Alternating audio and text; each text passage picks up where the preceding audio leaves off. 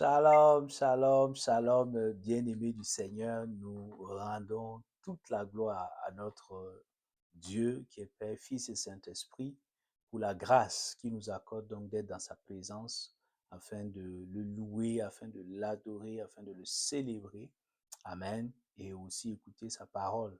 Donc, que toute la gloire revienne à notre Dieu au nom de Jésus. Amen.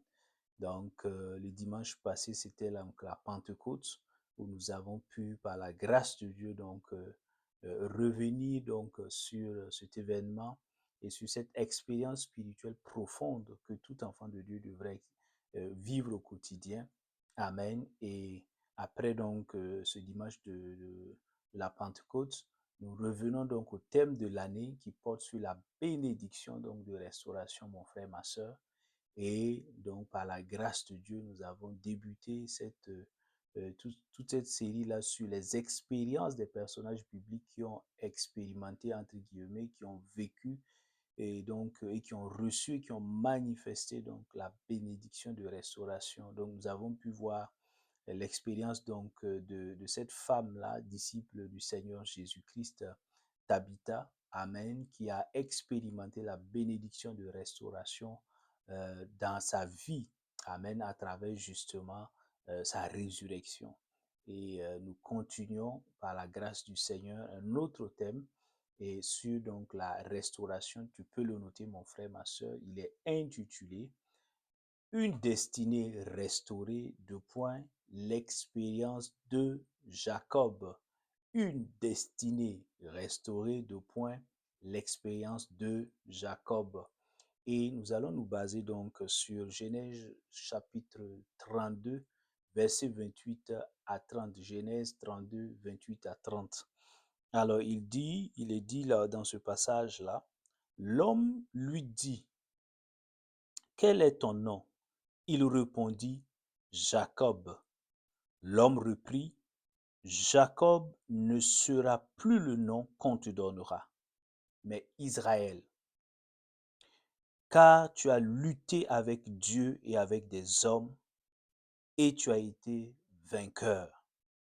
Jacob l'interrogea en disant, je t'en prie, indique-moi ton nom. Il répondit, pourquoi demandes-tu mon nom? Et il le bénit là. Alléluia. Donc, nous reviendrons plus en profondeur donc, concernant le contexte donc, de ce verset, de ces versets-là, de ce passage, pour que nous puissions comprendre ensemble par la grâce du Saint-Esprit. Amen.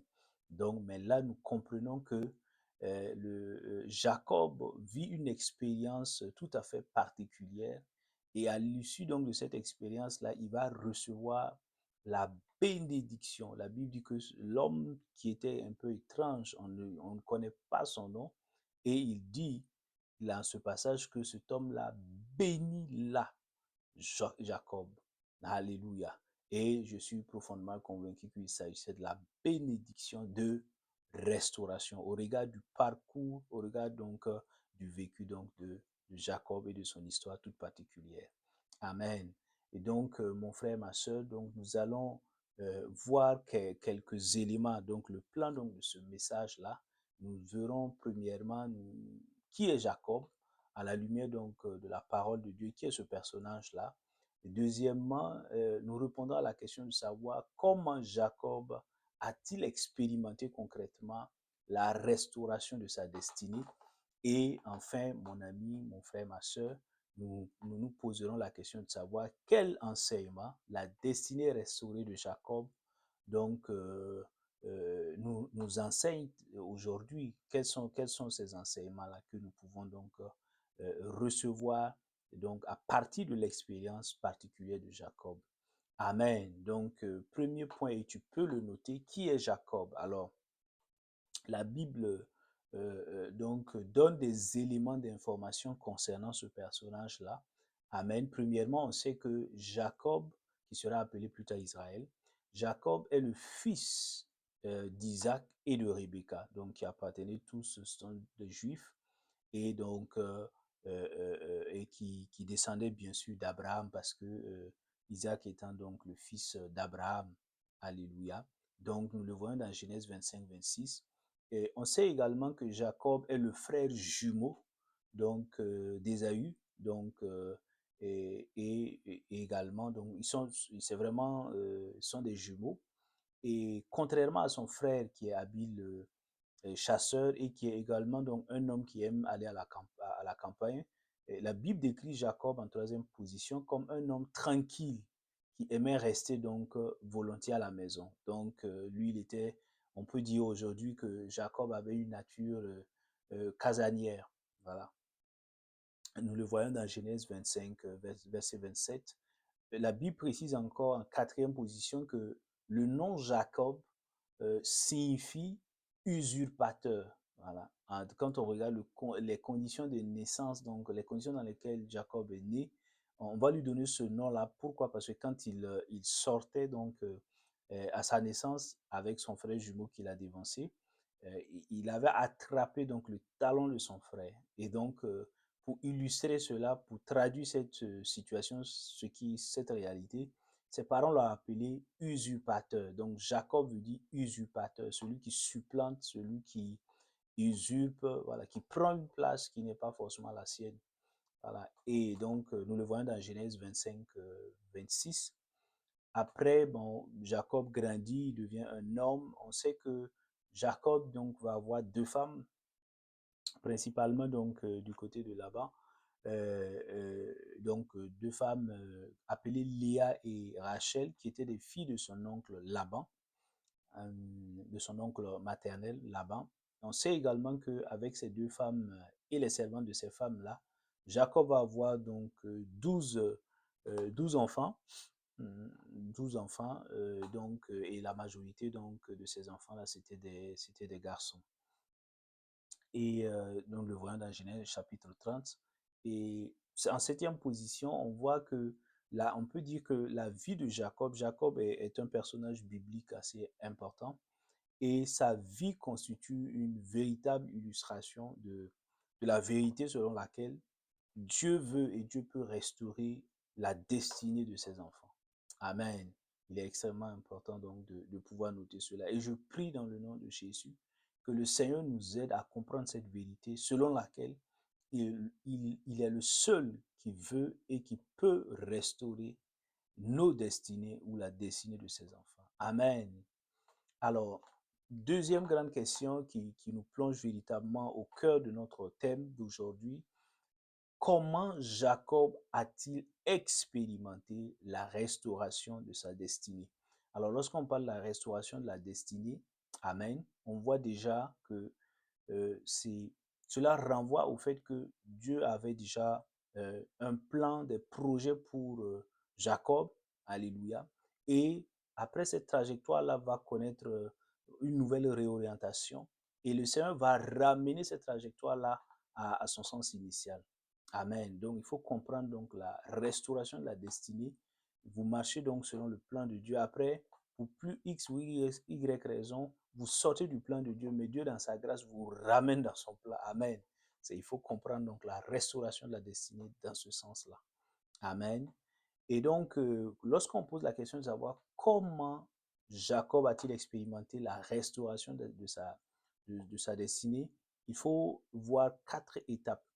Alléluia. 4 étapes importantes, 4 moments clés dans la vie et dans le parcours, dans l'expérience de Job, qui vont donc permettre de comprendre dans quelle mesure il a pu justement recevoir et vivre la bénédiction de restauration. Première étape essentielle, premier moment clé, c'est déjà la naissance, avant la naissance même, pendant que Jacob et son frère Ésaü donc, sont dans le sein de leur mère Rebecca. Alléluia. Donc ça, c'est le premier moment.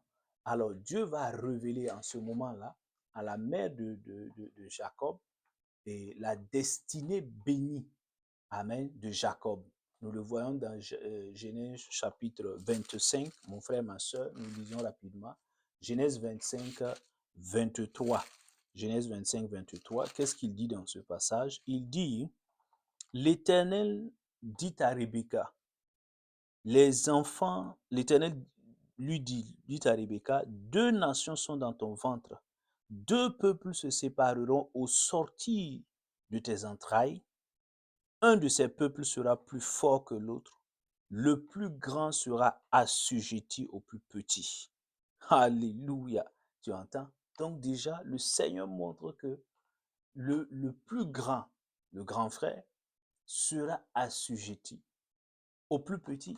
Donc le plus petit dominera, le plus petit aura une certaine grandeur, le plus petit, alléluia, recevra une portion plus importante. Amen. Aura un impact plus important. Donc le Seigneur, dans sa souveraineté déjà, trace la destinée de Jacob.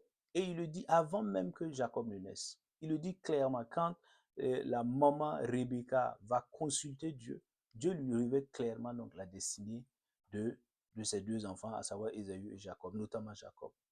Amen. Et cette destinée, quand Jacob va naître et que, alléluia, plus tard, il va être entré maintenant dans les vicissitudes de la vie et au moment où il va fuir sa patrie pour aller donc chez son oncle Laban, on reviendra donc pour bien expliquer donc cette partie. Au cours donc de ce voyage-là, à Bethel, Dieu se révèle dans sa grâce et dans sa miséricorde donc à Jacob et il lui confirme encore, il lui dit sa destinée. Alléluia. Et nous le voyons dans Genèse 28 là, mon frère, ma soeur, Genèse 28, 10 à 15. Genèse 28, donc 10 à 15. Qu'est-ce qu'il dit? Dieu dit là-bas, et Jacob partit de Beersheba et s'en alla à Haran. Il atteignit un endroit où il passa la nuit, car le soleil était couché. Il prit l'une des pierres de l'endroit, il la plaça sous sa tête, il se coucha à cet endroit. Il eut un rêve. Voici qu'une échelle était dressée sur la terre et son sommet touchait au ciel. Et les anges de Dieu y montaient et y descendaient. Or, l'Éternel se tenait au-dessus d'elle. Il dit, je suis l'Éternel, le Dieu d'Abraham, ton père, et le Dieu d'Isaac. La terre sur laquelle tu es couché, je te la donnerai à toi et à ta descendance. Ta descendance sera innombrable comme la poussière de la terre. Tu t'étendras à l'ouest et à l'est, au nord et au sud. Toutes les familles de la terre seront bénies en toi et en ta descendance. Verset 15 dit, voici, je suis moi-même avec toi. Je te garderai partout où tu iras et je te ramènerai dans ce territoire, car je ne t'abandonnerai pas avant d'avoir accompli ce que je dis. Alléluia. Donc Dieu se révèle à Jacob, donc sur ce chemin-là, pendant qu'il est en train de fuir donc sa patrie pour donc se réfugier chez son oncle, qui deviendra plus tard son beau-père Laban. Est-ce que tu comprends, mon frère? Et Dieu lui dit, voici ta destinée. Amen. Ta destinée, ce verset ressemble, Genèse 28 là, à ce que Dieu dit au début donc de la création avec Adam et Ève dans Genèse 1, 28. C'est la bénédiction de fécondité, la bénédiction de l'élargissement, la bénédiction donc, alléluia, c'est la prospérité, c'est l'assujettissement, alléluia, c'est la plénitude. Donc Dieu est en train de dire, il lui montre sa destinée. Dieu lui parle ici, il se révèle. Et quand Jacob se réveille, il est choqué parce qu'il ne pensait pas avoir une telle grande destinée. Est-ce que tu comprends? Et là, alléluia. Donc c'est extrêmement important. C'est une étape très, très importante. Amen. Et là, il sait déjà, Jacob sait quel type donc de destinée donc Dieu lui a réservé. Amen. Ça, c'est le premier moment clé. Le deuxième moment clé ou la deuxième grande étape qui montre plus tard justement, donc, qui a un rapport avec la restauration de la destinée de Jacob, c'est le moment du baptême, le baptême de nom de Jacob. Nous le voyons. Alors les parents de Jacob, comme je l'expliquais tantôt, vont, vont appeler Jacob Jacob. Ils vont lui donner le nom Jacob. Et pourquoi? Et parce que, comme je le disais, à sa naissance, sa main donc, était sur le talon de son frère Ésaü. Et ils vont dire, ben, il s'appelle usurpateur. Et Jacob veut dire usurpateur, voleur, quelqu'un qui trompe. Et ici, alléluia, donc, et ce nom-là va influencer négativement la destinée de Jacob. Alléluia. Parce que plus tard, on va voir quand Jacob grandit, qu'est-ce qui va se passer? Il va commencer à agir par ruse. Et par deux fois, il va justement usurper, alléluia, les droits de son frère jumeau Ésaü. Alléluia. Nous le voyons dans Genèse chapitre 28 là, verset 36. Genèse 28, 36, où, alléluia, on voit par deux fois. Première fois, c'est à travers le droit d'aînesse de son frère Ésaü, où donc Jacob donc va ruser, il va usurper, il va prendre le titre, il va prendre donc le droit d'aînesse de son frère contre donc les lentilles donc qu'il va offrir qu'il va vendre à son frère Ésaü. Et la deuxième fois, c'était par rapport à la bénédiction de leur père Isaac. Avec l'aide de sa mère, et Jacob va usurper la bénédiction qui revenait donc à son frère Ésaü. Alléluia. Est-ce que tu comprends? Donc, quand on regarde ce parcours-là, on voit que le fait de l'avoir nommé usurpateur, il va effectivement se comporter comme un usurpateur. Et ça va lui créer beaucoup de problèmes. Ça va lui créer des problèmes relationnels avec son frère. Ça va lui créer plus tard des problèmes avec d'autres personnes. Est-ce que tu comprends? Dans son parcours. Donc, voici la deuxième étape clé dans l'histoire, donc la restauration de la destinée de Jacob. Troisième moment clé, et tu peux le noter, c'est au niveau de son oncle et futur beau-papa, Laban. Oui, parce que Dieu dit, quand on regarde la bénédiction, Genèse 28, 10 à 15 là, Dieu dit, et même avant la naissance, Dieu dit clairement, Dieu montre clairement que ça sera c'est quelqu'un qui va dominer, c'est quelqu'un qui va être dans la victoire, alléluia, c'est quelqu'un qui va être qui va vivre dans la prospérité, qui sera donc dans la fécondité, qui sera vraiment, c'est un homme béni, alléluia, qui va vivre donc de manière épanouie. Amen. Mais quand on regarde le parcours de Jacob, il arrive chez Laban. Il arrive déjà complètement physiquement, moralement, financièrement. Il arrive démuni à tous égards. Et là, au lieu justement que les choses donc aillent à s'améliorer, en fait, les choses vont empirer. Parce que pendant 20 ans, son oncle, et qui sera plus tard son beau-papa et son beau-père, alléluia, va l'exploiter pendant 20 ans. 20 ans. Et il le dit clairement. Alléluia. Donc, n'eût été la miséricorde de Dieu va intervenir. Dieu va intervenir par miséricorde et va venir au secours de Jacob, va le délivrer de la malhonnêteté, de la méchanceté de son beau-père Laban. Et c'est ainsi donc que, alléluia, Laban qui voulait carrément le dépouiller et le laisser repartir dans la pauvreté, dans la misère, avec donc un chagrin dans le cœur, Dieu va intervenir, empêcher cela et restaurer Jacob en lui donnant des richesses.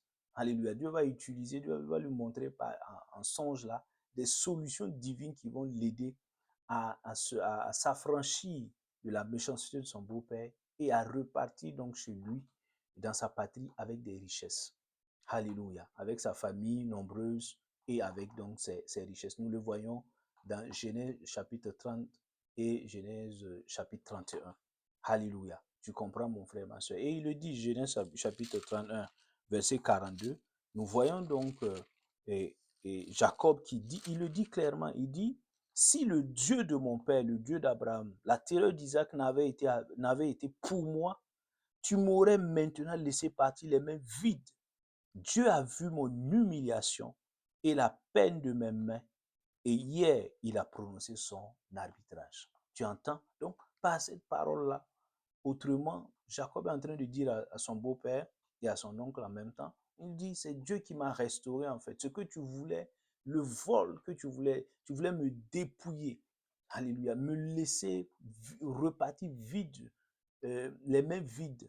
Dieu a jugé et Dieu est venu à mon secours. Il m'a restauré dans mes biens, il m'a restauré à tous égards. Alléluia. Est-ce que tu comprends, mon frère, ma soeur? Ça, c'était la troisième étape clé. Alors, la dernière étape, ce qui est vraiment un moment clé, une étape charnière, c'est sa lutte avec Dieu. Dieu qui se fait homme Alléluia, c'est extraordinaire ce passage. Dieu qui se fait homme et qui vient sur la route de retour euh, quand Jacob, qui était donc chez son beau-père, retourne sur l'instruction divine, donc quand il repart chez lui dans sa patrie. Et donc sur le chemin du retour, justement, Jacob va rencontrer un homme. Donc quand il dépasse avec sa famille le torrent donc de Jabok ou de Yabok, donc il va faire une rencontre extraordinaire. La Bible dit qu'il rencontra un homme et il lutta toute la nuit avec cet homme et qui n'a pas pu vaincre Jacob. Alléluia. Et l'homme, donc, jusqu'à l'aurore, l'homme va lui demander maintenant de le laisser partir. Et Jacob va, alléluia, Jacob va dire non, je ne te laisse pas partir tant que tu ne m'auras pas béni. Tant que tu ne me béniras pas, je ne te laisserai pas partir. Et là, l'homme donc va concéder, c'est le texte de c'est le verset de référence. Il va, alléluia, il va demander le nom de Jacob et changer son nom. Il dit, tu ne t'appelleras plus Jacob, tu t'appelleras désormais Israël. Alléluia. Et Israël signifie Dieu lutte pour toi, Dieu lutte en ta faveur. Autrement dit, si Dieu lutte pour toi, tu es vainqueur. Amen. Donc, pour extrapoler le sens large d'Israël, c'est vainqueur. Alléluia. Parce que Dieu lutte pour toi. Dieu lutte en ta faveur. Et si Dieu est pour toi, ben, tu marches dans la victoire, mon frère, ma soeur. Amen. Donc là, on voit toute la vie, c'est un moment de bascule. Alléluia. Dans la destinée même de Jacob. À partir de là, c'est comme si, alléluia, c'est comme si des fardeaux, des oppressions qui étaient dans la vie donc, de Jacob vont commencer donc à se dissiper, à disparaître. Et nous verrons justement qu'après cette rencontre extraordinaire avec le divin, ce qui va se passer, effectivement, il sera béni. Alléluia. Et, et, et ces relations, et cela va se déteindre, cela va se manifester. La bénédiction de relation va commencer au niveau relationnel. Alléluia. Son frère Ésaü, qui était depuis des années à sa recherche pour se venger de lui, qui le haïssait profondément. Alléluia. Quand il entend que Jacob est sur le chemin de retour vers la patrie, il engage 400 hommes pour venir donc à sa rencontre. Et quand il venait, je ne suis pas sûr qu'il venait avec des sentiments, avec de bons sentiments. Il venait certainement pour en découdre. Mais après avoir reçu la bénédiction, donc, alléluia, de restauration cette nuit-là, lorsqu'il a engagé la lutte avec cet homme-là, alléluia, cet homme mystérieux, ce qui s'est passé, c'est que quand il rencontre son frère, et nous le voyons dans Genèse chapitre, on peut retrouver le passage là, Genèse chapitre 32 à 35, on peut lire tous ces chapitres-là pour mieux comprendre. On voit véritablement donc que les deux frères se réconcilient, ils se rencontrent et ils se réconcilient de manière miraculeuse. Ésaü prend son frère dans ses bras, ils pleurent ensemble et véritablement ils se réconcilient après des années de séparation, de haine et donc de rancœur et d'amertume. Est-ce que tu comprends, mon frère, ma soeur? Donc, voici un peu les éléments clés, alléluia, qui montrent que petit à petit, depuis sa naissance, Jacob avait reçu déjà la parole prophétique de Dieu, la déclaration selon laquelle justement il avait déjà une grande destinée, alléluia, mais pour plusieurs raisons, nous allons voir que cette destinée va basculer progressivement dans des oppressions, alléluia, dans la misère, dans la pauvreté, dans des problèmes donc conjugaux, dans des problèmes familiaux, et jusqu'à ce que donc il fasse une rencontre. Alléluia. Donc je prie dans le nom de Jésus que le Seigneur nous permette donc de comprendre, amen, qu'il est important donc de recevoir la bénédiction de restauration dans nos vies pour sa gloire au nom de Jésus. Amen. Et pour terminer, mon frère, ma soeur, tu peux le noter. Quels sont les enseignements? Alléluia. Quel enseignement? La destinée restaurée de Jacob donc, nous offre-t-elle? Alléluia. Quelle leçon la destinée restaurée de Jacob nous enseigne-t-elle? Alors, il y a plusieurs leçons. On va aller véritablement vers les principales leçons. J'en ai tiré 3 par la grâce de Dieu. Et je voudrais partager avec cela, mon frère, ma soeur. Première leçon, nous le voyons, c'est que premièrement, tu peux le noter, les hommes, les êtres humains, par leur comportement ou leur pratique, peuvent influencer négativement la destinée bénie que Dieu a prévu pour toi et pour moi. Oui, alléluia. Et le cas de Jacob est illustratif. Dieu dit, alléluia, déjà dans le sein de sa mère, le plus petit sera le plus grand. Waouh! Et quand il se révèle à Jacob, à Bethel, alléluia, nous allons voir que Dieu va lui dire, tu seras béni, je serai avec toi, tu vas te multiplier, ta descendance sera, tu seras fécond, alléluia, tu vas t'élargir, tu vas dominer, etc. Dieu lui donne ça, alléluia. Dieu lui dit, j'ai des projets de paix et de bonheur pour toi. Ta destinée est grande, alléluia. Et là, nous voyons, mais quand on va regarder, lorsque Jacob naît, le nom qu'on lui donne, alléluia. Ici, le comportement, ça a été le comportement de ses parents, des parents de Jacob, qui a influencé négativement sur la trajectoire, sur la destinée que Dieu avait prévue pour Jacob. Est-ce que tu comprends? Quand il naît, ses parents regardent aux circonstances dans lesquelles il est né et l'appellent usurpateur. Il l'appelle usurpateur. Donc, en prononçant ça, Dieu dit, la vie et la mort sont au pouvoir de la langue. Donc, en disant cela, en nommant leur enfant usurpateur, effectivement, Jacob grandit en manifestant des comportements d'usurpateur. Et son frère Ésaü va en faire les frais. Il va en être victime 2 fois. Alléluia. Est-ce que tu comprends, mon frère, ma soeur? Aujourd'hui, c'est peut-être dans ton cas, ce n'est pas ton nom. Tu peux avoir un joli nom qui a une belle signification. Mais, alléluia, ta destinée peut être prise en otage par les parents dans leur ignorance. Ils ont pu faire des pratiques occultes. Ils ont pu nouer des alliances avec des divinités, avec alléluia, des choses. Et ils ont pu même prononcer des incantations, des imprécations dont ils ignoraient donc le sens, alléluia, à l'égard de leur enfant, croyant les protéger. Tous ces éléments-là sont des pratiques, alléluia, des comportements qui peuvent influencer négativement la destinée, la belle destinée que Dieu donc a tracée, a prévue pour toi et pour moi. Est-ce que tu comprends, mon frère, ma soeur? Mais je prie dans l'autorité du nom de Jésus que quel que soit le comportement, l'influence négative que les êtres humains, que ce soit tes parents ou d'autres personnes, ont pu avoir, alléluia, sur ta destinée, peu importe leur influence, l'influence négative que leur comportement a pu avoir donc sur ta destinée, je déclare qu'à partir de maintenant, pendant que tu ouvres ton cœur, que tu crois au Seigneur Jésus, je déclare maintenant que cette influence négative cesse au nom de Jésus-Christ de Nazareth. Tout ce qui pouvait influencer négativement ta destinée, en Christ Jésus, je déclare par la puissance du Saint-Esprit que cette influence s'estompe au nom de Jésus-Christ de Nazareth. Le feu du Saint-Esprit consume cette influence-là, ôte cette influence-là, et tu es libéré de tout joug. Ta destinée est dégagée au nom de Jésus-Christ de Nazareth. Amen.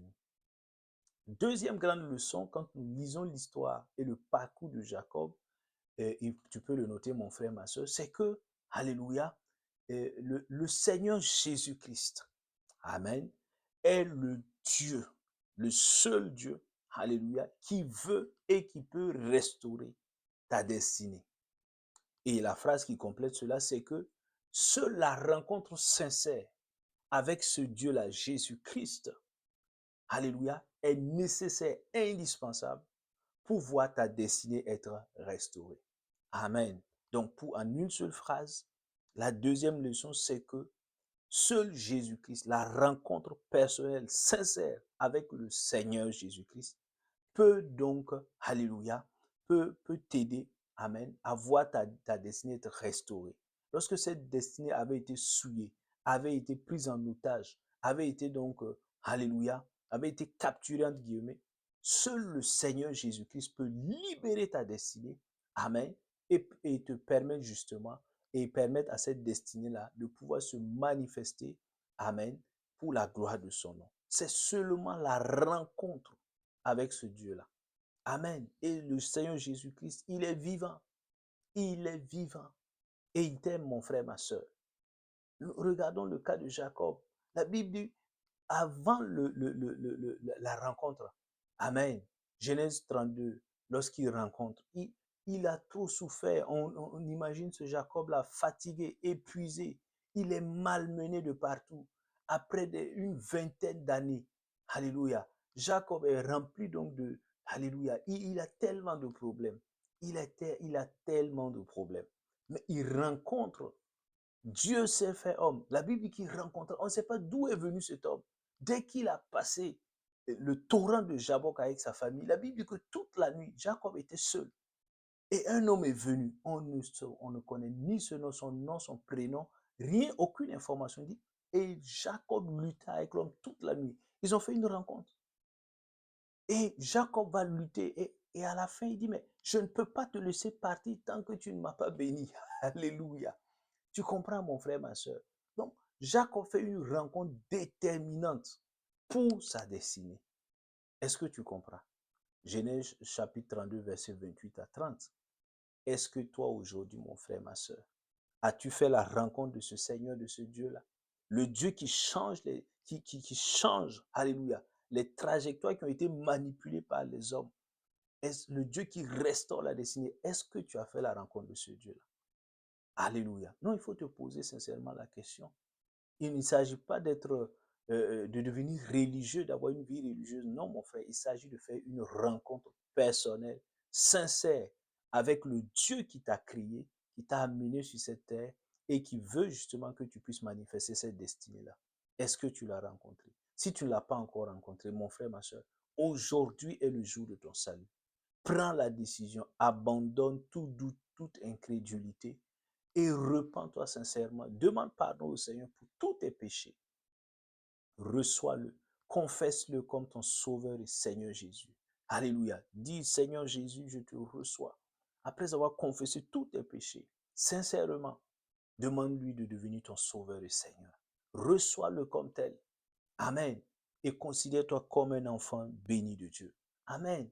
Et tu verras, tu rentres maintenant, tu brises les alliances donc négatives et tu rentres en alliance avec le Dieu vivant. Amen. Le Dieu qui restaure les destinées. Et si tu es déjà en Christ, mon frère, ma soeur, la question que nous pouvons nous poser, est-ce que toi et moi, nous prenons notre relation au sérieux avec le Seigneur? Souvent, nous venons, donnons nos vies au Seigneur et nous faisons, c'est une question de va et de vient entre l'église et la maison. Bon, on ne prend rien au sérieux, on ne médite pas la parole, on n'a pas de temps de communion personnelle avec notre Dieu, on ne cherche pas à connaître qui il est. On est juste dit, oui, moi je suis chrétien, bon, j'ai pris le baptême. Non, il ne s'agit pas de rituel, il ne s'agit pas donc d'activités religieuses. Il s'agit de connaître le Dieu qui nous a sauvés. Amen. Car il est une personne d'abord qui veut avoir une relation profonde avec nous. Amen. Est-ce que tu as cette relation sincère, personnelle avec le Seigneur? Alléluia. Je t'invite à répondre à cette question. Et si ce n'est pas le cas, je prie que à partir de maintenant, tu puisses te discipliner pour chercher le Seigneur de tout ton cœur. Amen. Le Dieu qui restaure ta destinée au nom de Jésus. Amen. Et troisième leçon pour terminer, mon frère, ma soeur, la Bible donc nous enseigne à travers l'expérience de Jacob que l'homme a sa part de responsabilité dans la restauration de sa destinée. Autrement dit, l'homme doit répondre à la volonté de Dieu de restaurer sa destinée. Amen. Et cette réponse-là, c'est par le type de comportement que nous allons avoir. Alléluia. C'est à travers également les dispositions de nos cœurs. Amen. Dieu, du côté de Dieu, Dieu a déjà sa part. Dieu a déjà fait sa part. Il désire, il a cette volonté de restaurer la destinée, amen, des hommes et de ses enfants. Est-ce que tu comprends? Ça, Dieu a déjà fait, c'est quelque chose de fait. Alléluia. Mais cela doit être accompagné de notre réponse. Quelle est la réponse que toi et moi nous donnons à cette volonté de Dieu de restaurer nos destinées? Alléluia. Est-ce que nous adoptons les dispositions du cœur qui répondent au désir de Dieu?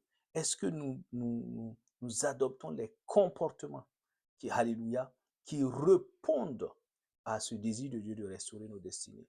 Et le cas de Jacob encore peut être cité, mon frère, ma soeur. Lorsque Dieu s'est révélé à lui à Bethel. Il dit, je suis ton Dieu. Peut-être que tu ne me connaissais pas, mais je suis ton Dieu et je veux restaurer. Voici ta destinée que j'ai prévue pour toi. Amen. Dieu lui révèle le plan et sa volonté parfaite. Amen. Et, et nous allons voir plus tard quand Jacob va commencer à répondre. Il va répondre à cette volonté de Dieu de restaurer sa destinée à travers un certain nombre de comportements qu'il va adopter, à travers sa conduite. Alléluia.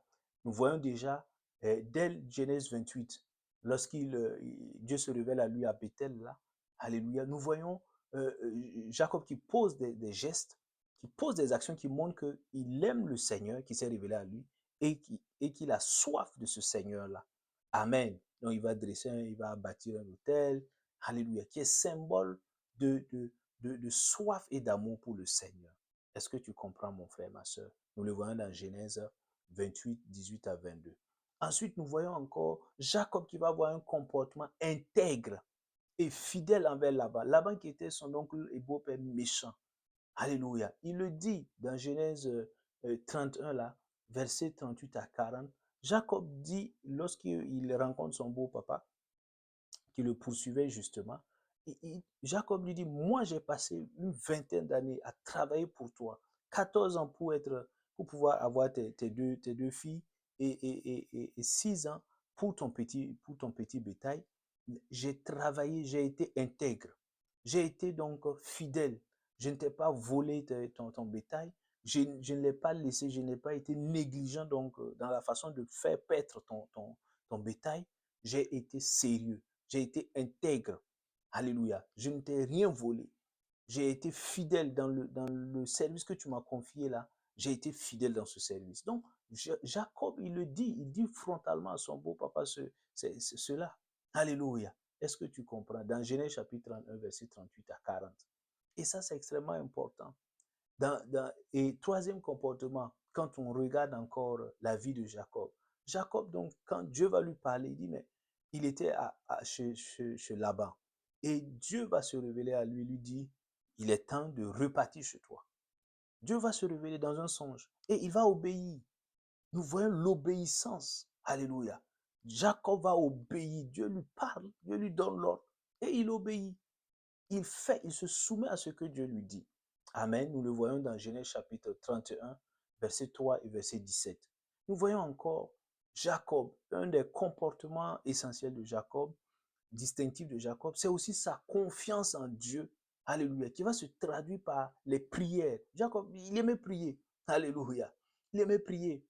À chaque occasion, lorsqu'il se retrouve devant une difficulté ou même avant une difficulté, on voit que Jacob, il prie de manière simple, selon la connaissance qu'il a du Seigneur.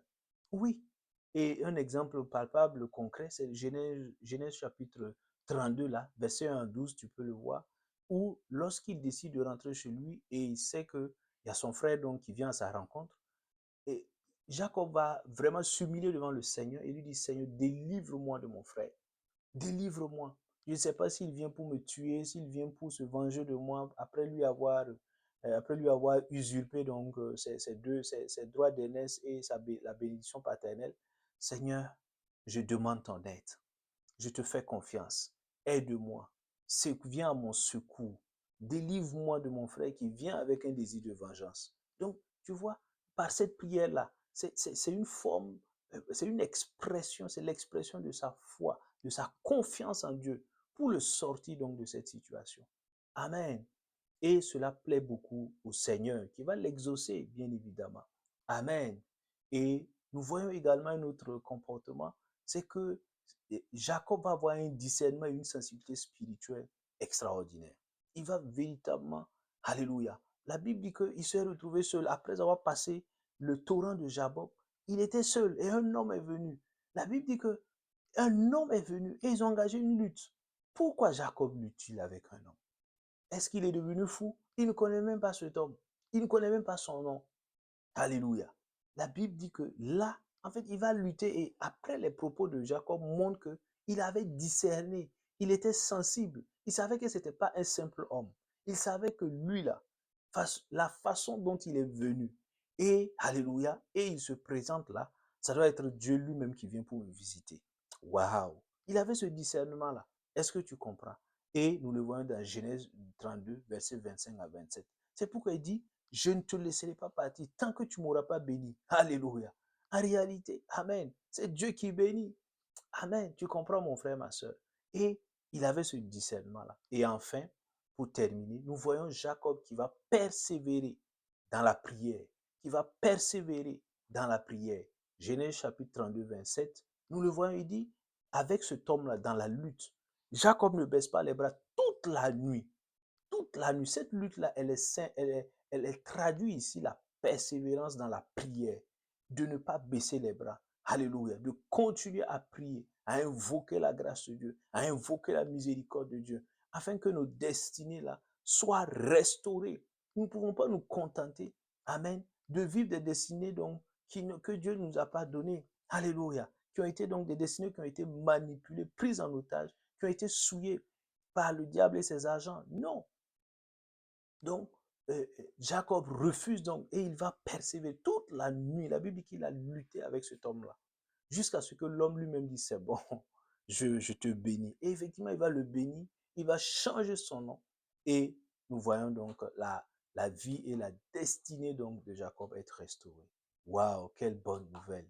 Alors la question que toi et moi nous devons nous poser, est-ce que véritablement Dieu, est-ce que nous répondons à l'appel et à la volonté de Dieu de restaurer nos destinées à travers nos comportements? Est-ce que nous avons soif du Seigneur? Est-ce que nous aimons le Seigneur? Est-ce que nous le cherchons? Est-ce que nous sommes obéissants lorsqu'il nous parle? Alléluia. Est-ce que nous persévérons dans nos disciplines spirituelles, savoir la prière, le jeûne, la méditation de la parole, etc. Est-ce que nous, alléluia, nous répondons à cet appel-là et à cette volonté? Oh, je prie dans le nom de Jésus que si ce n'est pas encore le cas, qu'il en soit ainsi, que cela devienne réalité, que nous puissions répondre par nos comportements et nos conduites et les dispositions de nos cœurs à l'appel et à la volonté de Dieu de restaurer nos vies. Au nom de Jésus. Amen. Nous nous arrêtons là, mon frère, ma soeur. Nous nous retrouvons le dimanche prochain par la grâce de Dieu. D'ici là, que la grâce de Dieu continue de t'accompagner. Que la paix de Dieu inonde ton cœur et ton âme. Je prie et je déclare qu'au cours, alléluia, de cette nouvelle semaine et de ce nouveau mois qui commence, tu marches dans la victoire au nom de Jésus. Le sang de l'agneau brise, alléluia, le sang de Jésus-Christ de Nazareth détruit toute forme de projet maléfique donc à ton égard et tu marches dans la victoire, tu marches dans l'obéissance et alléluia et tu reçois des témoignages d'action de grâce, tu vois la puissance et l'amour de Dieu encore se manifester dans ta vie au nom de Jésus-Christ. Amen. Shalom, shalom, shalom.